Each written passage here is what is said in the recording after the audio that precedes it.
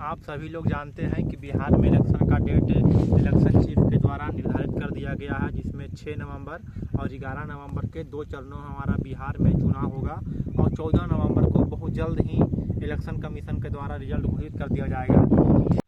हम लोग को अब एक नया बिहार बनाने का एक सुनहरा मौका आ गया है 6 नवंबर और 11 नवंबर को, जिसमें भ्रष्टाचार मुक्त बिहार बनाए, बिहार गढ़ने का मौका दिया गया है। ये मौका हम लोगों को, हम सभी बिहारियों को हाथ से नहीं जाना चाहिए, किसी भी कीमत पे नहीं। अभी जैसे ही इलेक्शन कमीशन के द्वारा डेट निर्धारित किया गया है, अभी बिहार के कुछ नेताओं और कुछ दलों के द्वारा आपस में मतभेद शुरू हो गया है। जैसे कि अगर बात कर ले आरजेडी, तो आरजेडी अलायंस कर लिया है कांग्रेस के साथ, हम सभी जानते हैं। तो कांग्रेस का कहना है कि हमको इतना सीट चाहिए और आरजेडी का कहना है कि हमको इतना सीट चाहिए। इन दोनों में काफ़ी टसन चल रहा है। वैसे ही अभी बीजेपी और जेडीयू में टसन चल रहा है और लोजपा में टसन चल रहा है। और एक मांझी जी का कहना है कि हमको 25 सीट चाहिए, जहां मांझी जी को 15 से 10 सीट मिलने वाला है। वहीं लोजपा का कहना है कि हमको 40 सीट चाहिए, जहां उसको 25 से 30 सीट पर सीमित कर दिया जाएगा और बाकी जो सीटें बचेगा बीजेपी और जेडीयू आपस में बांट लेंगे। और ये लोग बांट करके टसन इसलिए चल रहा है कि जितना ज़्यादा हम बिहार में सीट का कैप्चर करेंगे, जितना ज़्यादा हम बिहार में सीट जीत करके आएंगे विधानसभा के, उतना ही ज़्यादा हम बिहार को लूटेंगे। ये बिहार को लूटने के लिए आप ही से ही सारे चोर नेता, चोर कहने में हमको कोई आपत्ति नहीं है, क्योंकि ये लोग वाकई में बिहार को लूटे हैं तो ये चोर ही हैं।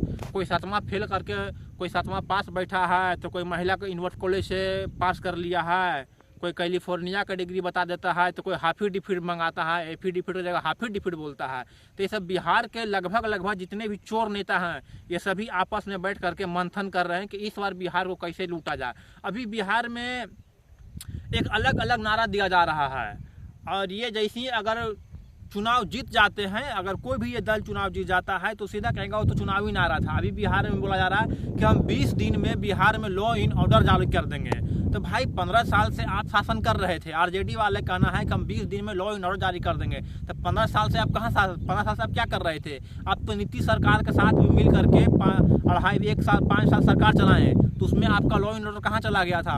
आप ही के समय बीपीएससी का क्वेश्चन भी लीक हो गया था, उस समय तो आपका लॉ इन ऑर्डर कहाँ चला गया था? तो ये सब हमारे बिहार को लूटने की एक नया तरीका बता रहे हैं, पैतरा आजमा रहे हैं, जो हम बिहार ये सब होने नहीं देंगे। और कहीं न कहीं इलेक्शन कमीशन को भी हमें धन्यवाद देना चाहेंगे कि उन्होंने एक अच्छा सा डेट निर्धारित किया है, क्योंकि हमारे बिहार में जो छठ पूजा है वो छठ पूजा ख़त्म हो जाएगा और उसके बाद इलेक्शन शुरू होगा, जिससे छठ पूजा प्रभावित नहीं होगा। और लगभग छठ पूजा हम सभी बिहारियों के दिल में बसता है। हम बिहारी कहीं भी हो, छठ पूजा को हम नहीं भूलते हैं। और छठ पूजा चाहे हम देश में रहें या विदेश में रहें, हम वहाँ भी छठ पूजा मना लेते हैं, ताकि कोई पर्व मने चाहे नहीं मने, छठ पूजा तो हम बिहारी ज़रूर मनाते हैं, कुछ भी हो जाए। तो 80 से 90% हमारे जितने बिहार के युवा हैं वो हमारे बिहार में छठ पूजा में आएंगे और कुछ दिन और रह करके बढ़ चढ़ करके इसमें हिस्सा लेना है। एक नया बिहार बनाने के लिए, एक अपना सपनों का बिहार बनाने के लिए, प्राचीन काल का बिहार बनाने के लिए, जो बिहार प्राचीन काल में पूरा विश्व में अपनी शिक्षा पद्धति के लिए जाना जाता था, उस बिहार को नया स्वरूप देने के लिए एक बार ये फिर मौका बढ़िया से चल करके आया, जिसमें हम सभी बिहार और सभी बिहार के निवासियों भाई और बहनों सभी से मेरा ये अनुरोध है कि इस बार बढ़ चढ़ कर हिस्सा लेना है और एक नया बिहार को स्वरूप बनाना है। नया बिहार का स्वरूप तभी बन सकता है जब आप किसी भी पार्टी का वोट दीजिए। आप एक चीज़ वोट देने से पहले जरूर सोच लीजिएगा कि हमारा नया बिहार का सपना कौन पूरा कर सकता है।